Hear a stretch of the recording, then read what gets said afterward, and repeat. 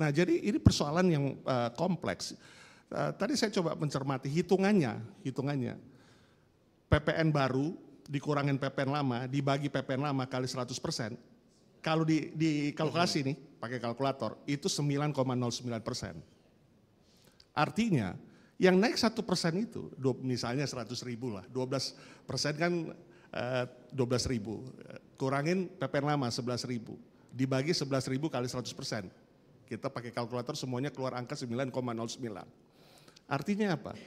Kenaikannya nggak cukup 1%. Tapi ada multiplier, barang itu kan nggak mungkin sampai ke masyarakat, ke konsumen tanpa dikirim. Harus ada transportasi, harus ada logistik. Ya. Logistik itu spare partnya bagaimana? Mobil kan nggak sehat terus, truk nggak sehat terus. Kemudian bagaimana dari sektor hulu juga, membeli barang, bahan baku dan lain sebagainya. Ya itu kan semua ada proses pengiriman barang, itu transportasinya aja udah naik pasti. Bahkan sebelum PPN naik, tadi saya sudah state, udah naik sekarang, 4-5% fluktuasinya. Nah jadi ini sebenarnya kita tuh berharap nggak membatalkan undang-undang HPP itu. Karena itu sudah ratifikasi. Kita sendiri yang ratifikasi, kan kita melalui wakil rakyat. Pak Samad ini sahabat kami. Jadi kami berharap justru ini ditunda sampai recovery.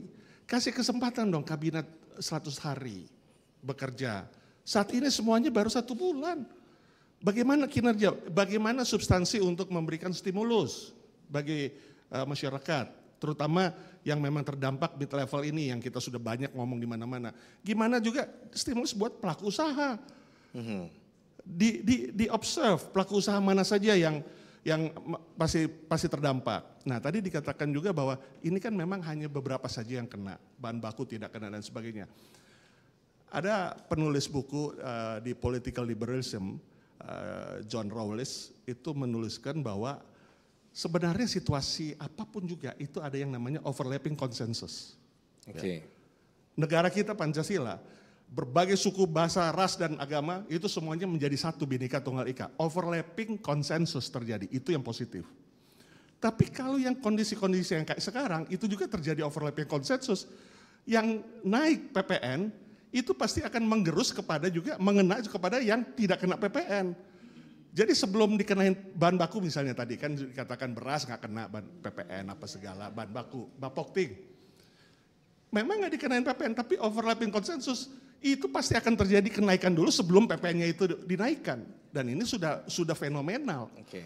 Ya, jadi overlapping konsensus ini ada yang negatif point, ini yang harus dilihat. Bagaimana mungkin nggak naik, orang yang lain-lain juga naik. Misalnya dia si pedagangnya misalnya mesti nambah biaya, nambah beban dan lain sebagainya. Pasti harganya dinaikin duluan sebelum PPN itu berlaku. Nah ini sudah mulai terlihat.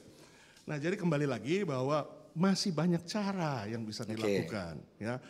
Nggak hanya intensifikasi, ekstensifikasi. Tadi saya sudah bongkar dengan berbagai kondisi yang secara politikal ini kita tahu semua karena memang